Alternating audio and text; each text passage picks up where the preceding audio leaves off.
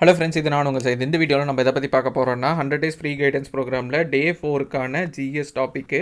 So 10th volume 2ல் இருக்கிற unit 6 ஆங்கில ஆட்சிக்கு எதிராக தமிழகத்தில் நிகழ்ந்த தொடக்க கால கிளர்ச்சிகள். இதில் கேட்கப்பட்ட ப்ரீவியஸ் இயர் கொஷின் எந்தெந்த ஏரியாஸ்லேருந்து கேட்டிருக்காங்க, எதுக்கு நீங்கள் அதிகமாக ஃபோக்கஸ் பண்ணுங்கிறத நான் இந்த வீடியோவில் டீட்டெயில்டாக எக்ஸ்பிளைன் பண்ண போகிறேன்.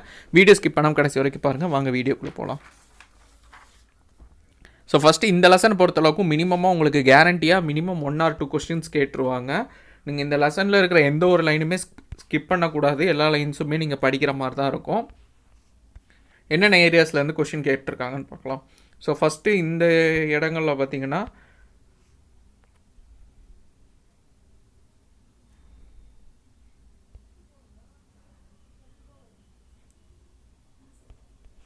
பாளையக்காரர் முறை நடைமுறைப்படுத்தப்பட்டது. யாரால் இங்கே நடைமுறைப்படுத்தப்பட்டது அப்படின்னா கக்காத்தியா அரசு. ஸோ ரொம்ப ரொம்ப இம்பார்ட்டன்ட். இது ப்ரீவியஸ் இயரில் கேட்டிருக்காங்க. ஸ்டேட்மெண்ட் பேஸ்டு கொஸ்டினில் வரும். கக்காத்தியா அரசு தான் பாளையக்காரர் முறையை நடைமுறைப்படுத்தியது அப்படின்னு சொல்லிட்டு.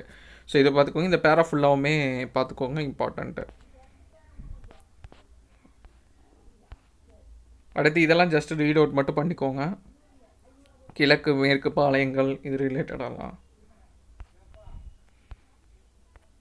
பாளையக்காரர் புரட்சியில் பார்த்தீங்கன்னா உங்களுக்கு பூலித்தேவர் இவங்களை பற்றி கொஷின் ரிப்பீட்டடாக வந்துட்டுருக்கோம்.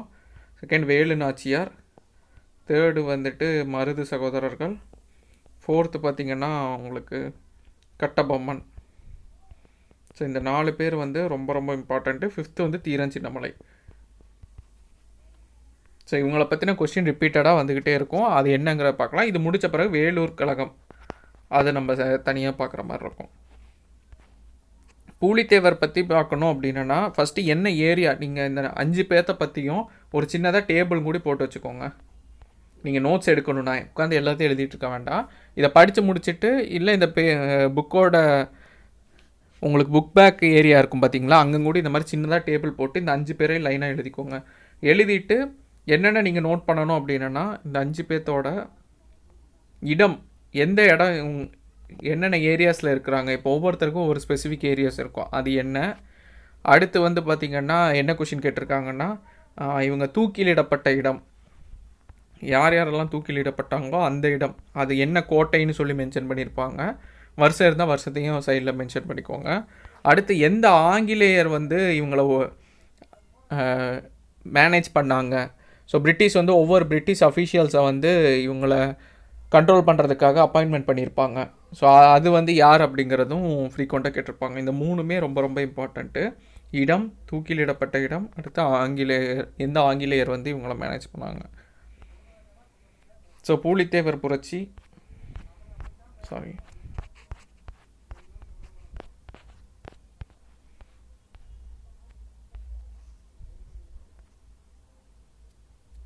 பூலித்தேவரை அடக்க யார் இது பண்ணா? Kernel Heron.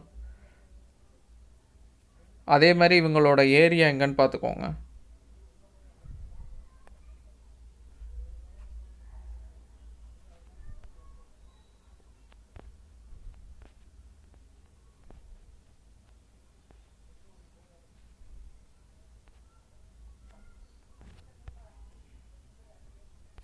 களக்காடு போர் ரொம்ப ரொம்ப இம்பார்ட்டண்ட்டு. பூலித்தேவர்னாலே நெற்கட்டும் செவ்வல், அதுவும் ஞாபகம் வச்சுக்கோங்க. களக்காடு போரில் யார் யார் கலந்துக்கிட்டாங்க, என்ன ஆச்சு அப்படின்னு சொல்லி இதில் கொடுத்துருப்பாங்க.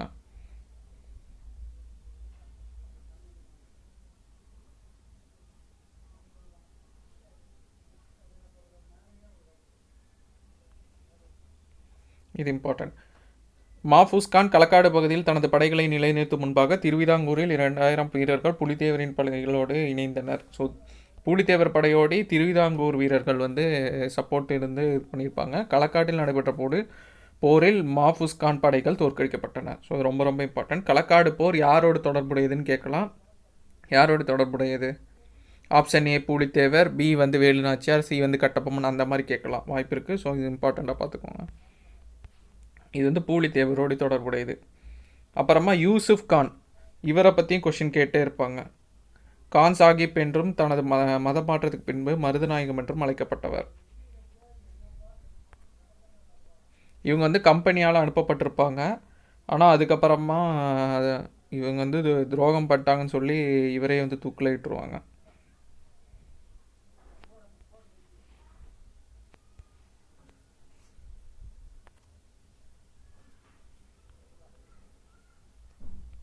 யூசுப் கான் கட்டுப்பாட்டில் வந்து 1761 மே மாதம் 16 வந்து பூலித்தேவரோட 3 கோட்டைகள் நெற்கட்டும் செவ்வல், வாசுதேவநல்லூர், பனையூர் 3 கோட்டைகளும் யூசுப் கான் கட்டுப்பாட்டில் கொண்டு வரப்பட்டது.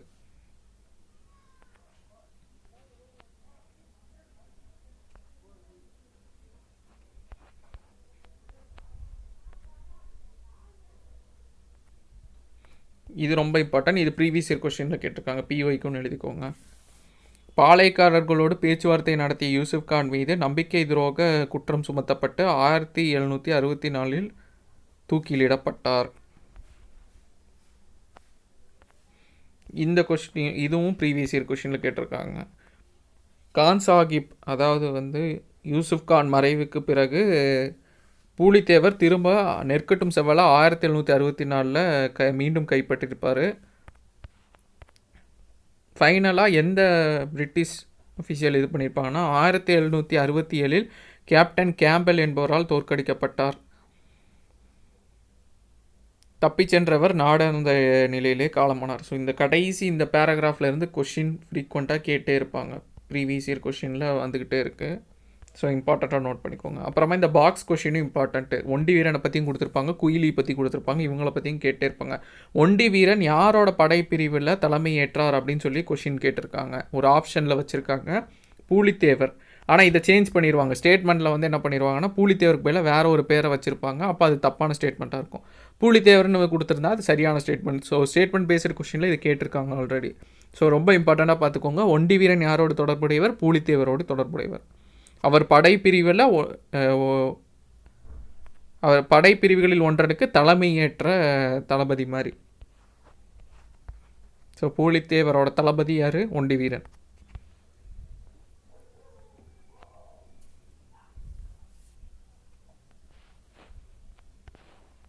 வேலு நாச்சியார் அடுத்து. ஸோ இதெல்லாம் ஜென்ரல் இன்ஃபர்மேஷன் தான், ஜஸ்ட் ரீட் அவுட் மட்டும் பண்ணிக்கோங்க.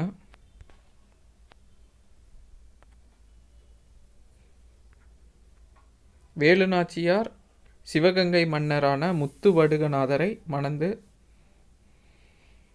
ஸோ அவங்க யாருக்கு கூட கல்யாணம் நடந்ததுன்னா முத்துவடுகநாதர். ஸோ இவங்க முத்துவடுகநாதரை பற்றியும் கொஷின் கேட்டிருக்காங்க.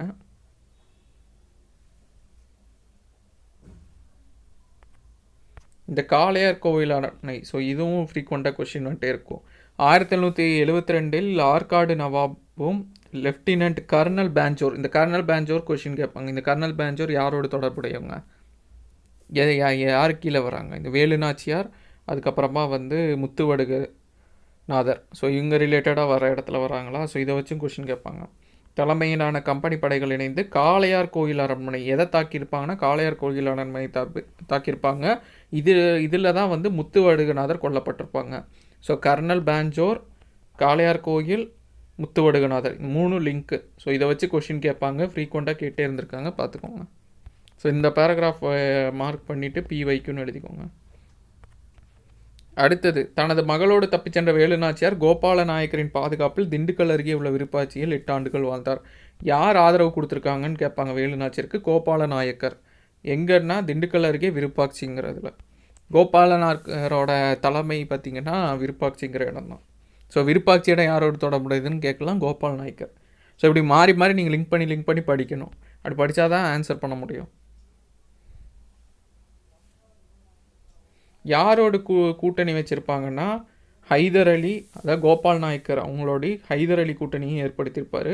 வேலுநாச்சியார் சார்பில் ஹைதர் அலிக்கு தளவாய் இராணுவ தலைவர் வந்து தாண்டவராயனார் அவர் எழுதியிருப்பாங்க. வேலுநாச்சியார் சார்பாக அவங்க எழுத கடிதத்தில் ஆங்கிலேயரை தோற்கடிக்க எவ்வளோ கேட்டிருப்பாங்கன்னா 5000 காலாட்படை, 5000 குதிரைப்படையும் அவங்க கேட்டிருப்பாங்க. இது ப்ரீவியஸ் இயர் கொஷினில் அப்படியே ஸ்டேட்மெண்ட் பேஸில் கொடுத்துருவாங்க. இதே ஸ்டேட்மெண்ட்டாக வச்சுருவாங்க.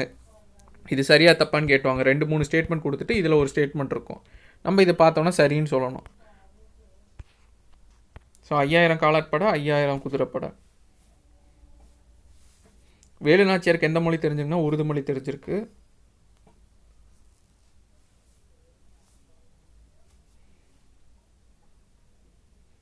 அதே மாதிரி ஹைதர் அலி வந்து இவங்களுக்கு உதவியிருப்பார். ஹைதர் அலி தனது திண்டுக்கல் கோட்டை படைத்தலைவரான சையதிடம் அவருக்கு வேண்டிய இராணுவ உதவிகளை வழங்குமாறு ஆணையிட்டிருப்பார்.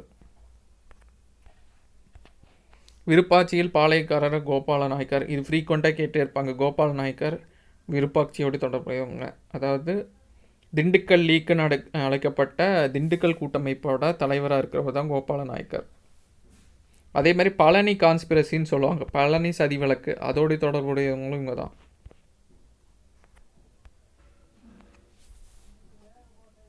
இங்கே சைடில் வந்து பழனி சதி விளக்குன்னு போட்டுக்கோங்க. இவங்களோட மையம் என்னென்னா தலைமையகம் வந்து கோயம்புத்தூர் தலைமையாக வச்சு இது பண்ணியிருப்பாங்க.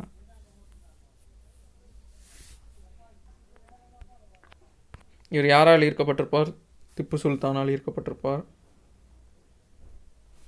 என்ன போர் நடந்திருக்குன்னா ஆனைமலையில் வந்து போர் நடந்திருக்கும்.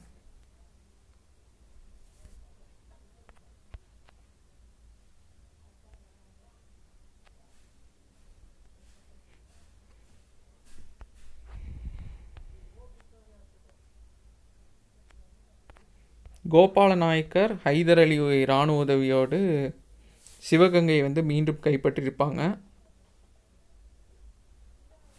யாருன்னா வேலு நாச்சியார். மருது சகோதர உதவியால் அரசியாவும் முடிசூட்டியிருப்பாங்க. இது ஃப்ரீக்வெண்ட்டாக கேட்டே இருக்கிறது. இந்தியாவில் பிரிட்டிஷ் காலனி அதிகாரத்தை எதிர்த்த முதல் பெண் ஆட்சியாளர் இல்லை அரசி யாருன்னு கேட்பாங்க. வேலு நாச்சியார். ரொம்ப ரொம்ப இம்பார்ட்டண்ட்டு. ஸோ பிவைக்குன்னு எழுதிக்கோங்க. இது வேலு நாச்சியார். குயில் யாரோட தொடர்பு பார்த்தீங்கன்னா உங்களுக்கு வந்து வேலு நாச்சியார். அதே மாதிரி உடையாள் என்பது குயிலி பற்றிய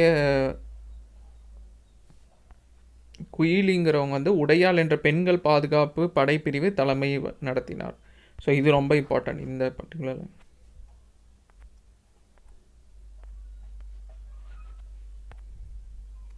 குயிலியோட காலகட்டம் வந்து 1780. காலவரிசைப்படுத்தி சொல்லி ஒரு கொஷின் கேட்டிருந்தாங்க. என்னென்னா எல்லாத்தோட இறப்பு, பூலித்தேவர் இறப்பு, அப்புறமா குயிலி, கட்டபொம்மன், இந்த மாதிரி கொஷின் கேட்பாங்க. அப்போ எல்லாத்தோட வருஷத்தையும் பார்த்து வச்சுக்கோங்க. யாருக்கு அடுத்து யார் வராங்கன்னு பார்த்து வச்சுக்கோங்க. அதுவும் இம்பார்ட்டண்ட்டு. சம்டைம்ஸ் அப்படி கொஷின் கேட்பாங்க. நம்மளுக்கு அதை அரேஞ்ச் பண்ண தெரியணும்.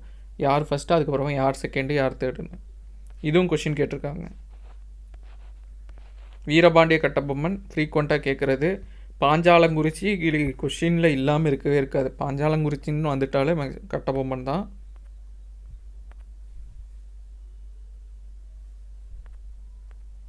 அடுத்து இவர் யாருக்கிட்ட பிரச்சனையாச்சு அப்படிங்க? ஜாக்சன்,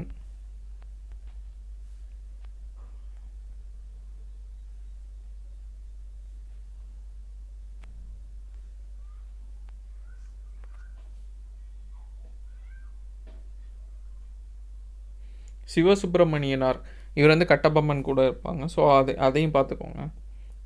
சிவசுப்பிரமணியனார், கட்டபொம்மன்.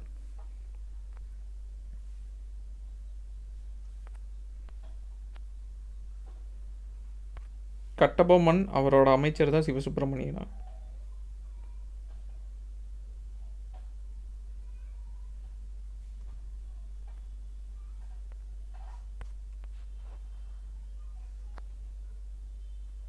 ஒரு குழு நியமிச்சிருப்பாங்க. அந்த குழு பேரில் யார் யார் இருக்காங்கன்னு கொஷின் கேட்டிருக்காங்க. வில்லியம் ப்ரவுன், வில்லியம் ஓரம், ஜான் காசா மேஜர் ஆகிய அடங்கிய குழுவின் முன்பாக ஆஜராகும்படி கட்டபொம்மனை பணித்தது.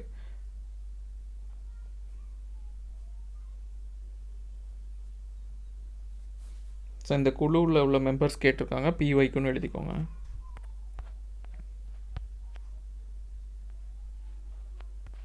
மற்ற கதையெல்லாம் நீங்கள் அப்படியே ஜஸ்ட் ரீட் அவுட் மட்டும் பண்ணிக்கோங்க.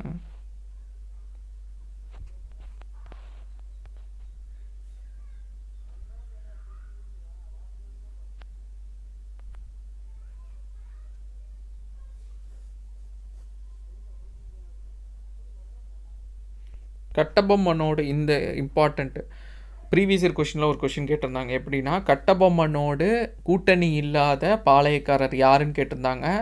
4 ஆப்ஷனில் ஒரு ஆப்ஷன் வந்து சிவகிரி அப்படிங்கிற பாளையக்காரர் கொடுத்துருப்பாங்க. அவங்க தான் கூட்டணி சேர்ந்துருக்க மாட்டாங்க.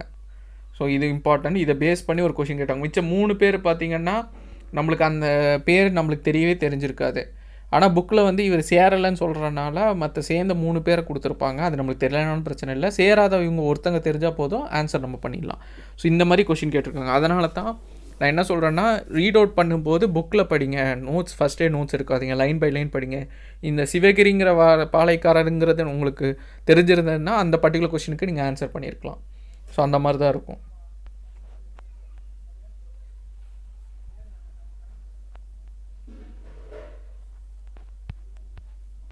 பாஞ்சாலக்குறிச்சி முற்றுகை,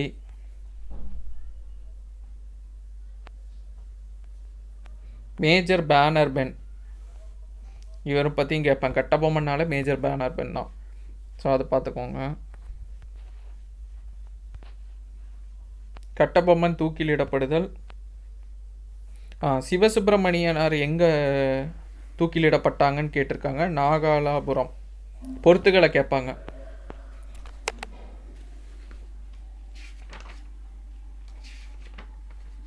சிவசுப்பிரமணியனார் நாகாலாபுரம், கட்டபொம்மன் வந்து கையத்தாறு, மருது சகோதரர்கள் வந்து திருப்பத்தூர், தீரன் சின்னமலை சங்ககிரி. இந்த மாதிரி பொறுத்துக்க கொடுத்துருவாங்க. நான் சொன்னது எல்லாமே ஆன்சரு. ஆனால் சஃபிள் பண்ணி கொடுத்துருவாங்க. 1 2 3 4 2 3 1 4 அந்த மாதிரி கொஷின் கேட்டிருக்காங்க. ஸோ அதனால் பார்த்துக்கோங்க. இன்னொரு தாட்டி நான் சொல்கிறேன், இது சைடில் கூட எழுதி வச்சுக்கோங்க. சிவசுப்பிரமணியன் நாகலாபுரம், கட்டபொம்மன் கையத்தாறு, மருது சகோதரர்கள் திருப்பத்தூர், தீரன் சின்னமலை சங்ககிரி.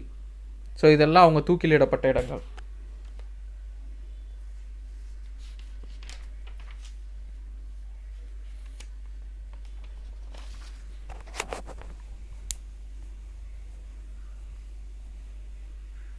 சும்மா கட்டபொம்மன் தூக்கிலிடப்படுதல் எந்த வருஷம்னு பார்த்துக்கோங்க. கட்டபொம்மன் தூக்கிலிடப்பட்டது எந்த இடம்? புளிய மரத்தில், திருநெல்வேலிக்கு அருகில் உள்ள கையத்தாறு என்னும் இடத்துல, கையத்தாரின் பழைய கோட்டை.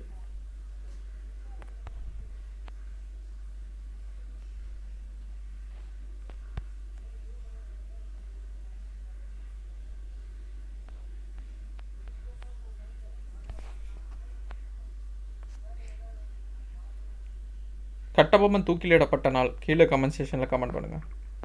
எந்த நாள், அது வருஷம், அதாவது நான் எந்த நாள், எந்த மாதம், எந்த வருஷம். ஸோ அதை பார்த்துக்கோங்க. அதை பக்கத்தில் இங்கேயும் நோட் பண்ணி வச்சுக்கோங்க. அதுவும் கேட்டிருக்காங்க, நான் அதை நோட் பண்ணல. ஸோ அதனால் அதை பார்த்துட்டு இது பண்ணிக்கலாம். நீங்களும் கமெண்ட் பண்ணுங்கள். நான் சரியாக இருந்தால் நான் அதை சொல்கிறேன், இன்ஷூர் பண்ணுறேன். இல்லாட்டி நானே கீழே கமெண்ட் செக்ஷனில் அதுக்கான ஆன்சர் கொடுக்குறேன். மருது சகோதரர்கள் பற்றி பார்த்திங்கன்னா,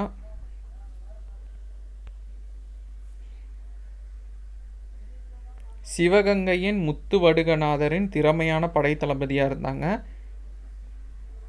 காளையார் கோயிலில் போரில் முத்துவடுகநாதர் இறந்த பின்ன வேலுநாச்சியாருக்கு அரசுரிமை மீட்க பாடுபட்டாங்க.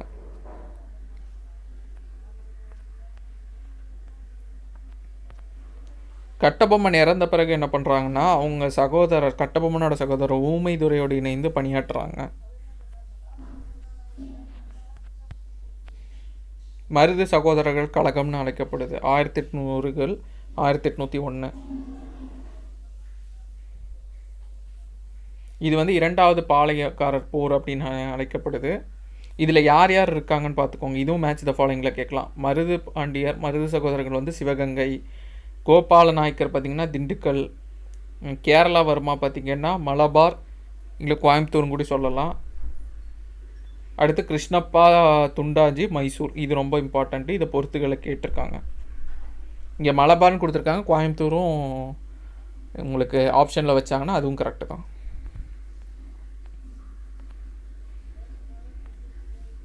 எங்கே சந்திக்கிறாங்கன்னா, விருப்பாட்சியில் ஏப்ரல் 1800களில் சந்திக்கிறாங்க. கோயம்புத்தூரில் ஜூன் 1800களில் வந்து எழுச்சி ஏற்படுது. அது ராமநாதபுரத்துக்கும் மதுரைக்கு பிறகு. ஸோ இது ரிலேட்டடில் ஒன்று தான் வந்து பழனி சதி விளக்கு.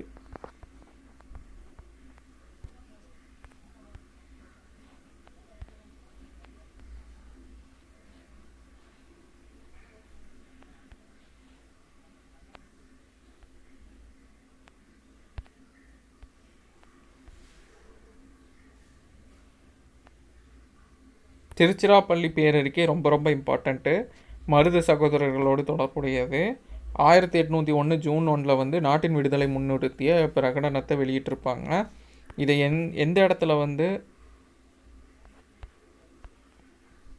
பண்ணியிருப்பாங்கன்னா, திருச்சியில் அமைப்பெற்ற நவாபின் கோட்டை, திருச்சி கோட்டையில் தான் ஒட்டியிருப்பாங்க. ஸ்ரீரங்கம் கோயிலையும் சுற்றுச்சுவர்களையும் ஒட்டியிருப்பாங்க. இதுவும் கேட்டிருக்காங்க.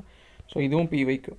இந்த இம்பார்ட்டண்ட்டான விஷயம் பார்த்திங்கன்னா, திருச்சிராப்பள்ளி பேரறிக்கை பற்றி ஃப்ரீக்வெண்ட்டாக கொஷின் கேட்டே இருப்பாங்க. ஸோ ரொம்ப ரொம்ப இம்பார்ட்டண்ட்டு.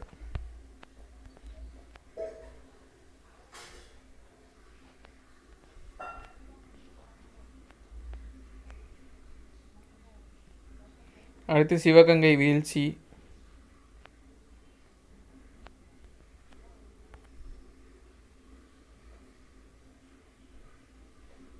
திருப்பத்தூர் கோட்டையில் 1801 அக்டோபர் 24 அன்று மருது சகோதரர்கள் தூக்கிலிடப்பட்டனர். ரொம்ப ரொம்ப இம்பார்ட்டண்ட்டு. ஊமைதுறையும் செவ்வத்தையும் பிடிக்கப்பட்டு 1801 நவம்பர் 14 பாஞ்சாலங்குறிச்சியில் தலை துண்டிக்கப்பட்டனர். ஸோ இதிலிருந்து கொஷின் கேட்டிருக்காங்க, பார்த்துக்கோங்க.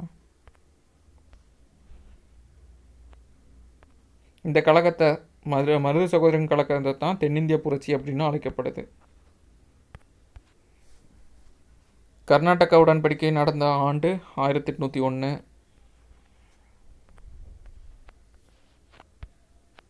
தீரன் சின்னமலை ஓடாநிலை அப்படின்னு சொல்லிட்டு ஒரு நேம், ஒரு வேர்டு இங்கே கொடுத்துருப்பாங்க.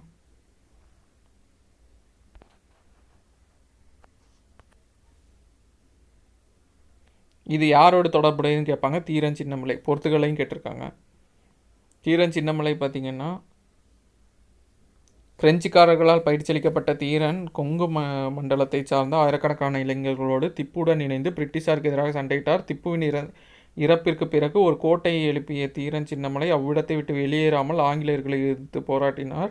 இதுவே ஓடாநிலை என்று அழைக்கப்பட்டது. ஸோ ஓடாநிலைனாலே தீரன் சின்னமலை தான் ஞாபகம் வரணும். கொஷின் கேட்டிருக்காங்க. அதே மாதிரி இவங்க எந்த கோட்டையெல்லாம், சங்ககிரி கோட்டை 1805 ஜூலை 31. ஸோ இந்த டேட்லாம் பார்த்து வச்சுக்கோங்க, வருஷத்தையும் பார்த்து வச்சுக்கோங்க, காலவரிசைப்படுத்த சொல்லி கேட்பாங்க.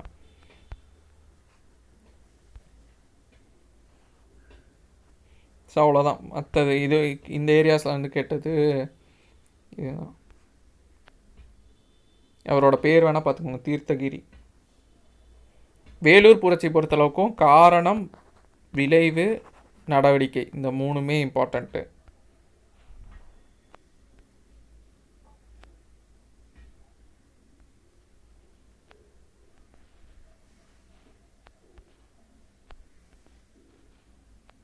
இந்திய வீரர்களோட மனக்குமுறலாக என்ன இருந்தது அப்படின்னா, என்னென்ன ரீசன்னால் ப்ரொமோஷன் இருக்காது, சேலரி பார்த்திங்கன்னா ரொம்ப கம்மியாக கொடுத்துட்ருந்தாங்க.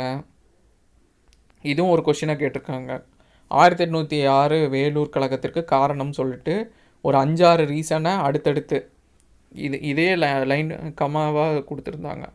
பதவி உயர்வின்மை, குறைந்த வருமானம், சமூக சமய நம்பிக்கைகளுக்கு எதிராக இது பண்ணுறது, அடுத்து வந்து சேவிங் கண்டிப்பாக சேவிங் பண்ணியிருக்கணும்னு சொல்கிறது, புதிய தலைப்பாகை அறிமுகப்படுத்தியது, அடுத்து சமய குறியீடுகள்லாம் தடை பண்ணியிருந்தாங்க. இதெல்லாம் ரீசனு, அதெல்லாம் அடுத்தடுத்து கொடுத்துருந்தாங்க. ஸோ இது ரொம்ப இம்பார்ட்டண்ட். காரணத்தை வச்சு கொஷின் கேட்டிருக்காங்க. PYQன்னு எழுதிக்கோங்க.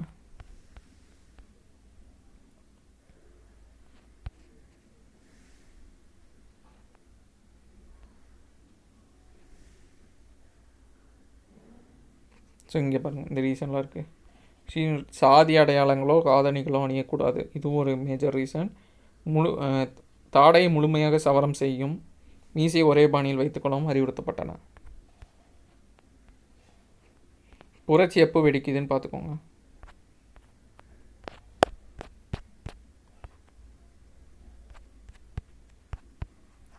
1806 ஜூலை 10.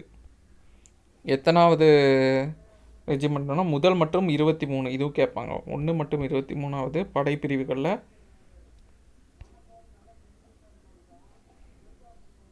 ஃபஸ்ட்டு யார் பலியானா? Kernel Fancourt. அடுத்து வந்து கர்னல் மிக்கராஸ்.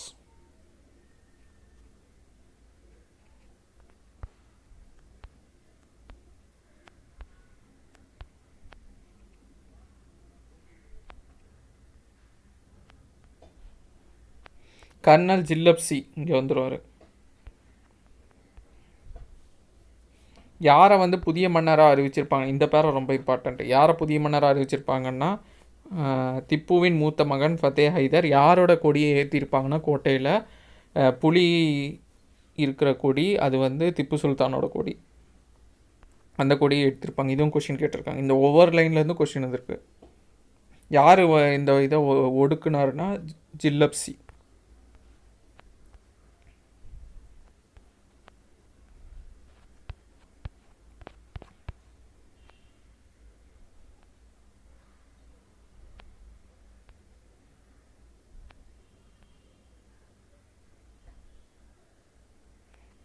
ஸோ அவ்வளோதான் இதில் கேட்டிருக்க previous year question. So final paragraph இதுவும் கொஞ்சம் பார்த்து வச்சுக்கோங்க. மேபி வந்து அப்கமிங் எக்ஸாமில் கூட கேட்கலாம். ஸோ அதனால் இந்த ஏரியாஸ்லேருந்து இந்த லெசன்லேருந்து பார்த்தீங்கன்னா அதிகமான பொறுத்துக்க கொஷின் வரக்கு வாய்ப்பு இருக்குது, கால வரிசைப்படுத்துக்க கொஷின் வரக்கு வாய்ப்பு இருக்குது. ஸோ அதனால் எது பார்த்தாலும் கம்பேர் பண்ணி பார்த்துக்கோங்க. இந்த 4 பேர் கூட தொடர்புடைய இருக்கிற மாதிரி, அவங்க என்ன இடம், நான் ஆல்ரெடி சொன்ன மாதிரி அவங்களோட கோட்டை என்ன, அவங்க எங்கே தூக்கிலிடப்பட்டாங்க, அதுக்கப்புறமா எந்த படை தளபதி ஆங்கில அதிகாரி வந்து அந்த போராட்டங்கள்லாம் ஒடுக்கியிருப்பாங்க அப்படிங்கிற இந்த டீட்டெயில்ஸ்லாம் கம்பேர் பண்ணி ஒரு டேபிள் ஃபார்மேட்டில் நோட் பண்ணி வச்சுக்கோங்க. அதேமாதிரி எந்த ஒரு விஷயம் படித்தாலும் அது யாரோடைய லிங்க்கு அப்படிங்கிறத பார்த்துக்கோங்க. அது வந்து வேலுநாச்சியோட தொடர்புடையதா, இல்லை கட்டபொம்மனோட தொடர்புடையதா, இல்லை தீரன் சின்னமலையோட தொடர்புடையதா, மருது சகோதரரோட தொடர்புடையதா அப்படிங்கிற அந்த டீட்டெயிலும் நீங்கள் பார்த்து வைக்கணும். ஸோ இந்த ஆஸ்பெக்டில் தான் கொஷின் கேட்டுட்ருக்காங்க. ரொம்ப ரொம்ப இம்பார்ட்டண்ட்டு. கண்டிப்பாக ஷோராக மார்க் வாங்கக்கூடிய ஏரியா. கொஞ்சம் லெசனை கொஞ்சம் அனாலிட்டிக்கலாக படித்து வச்சுக்கிட்டிங்கன்னா ரொம்பவே யூஸ்ஃபுல்லாக இருக்கும். ஸோ அப்கமிங் வீடியோஸில் பார்க்கலாம். தேங்க்யூ.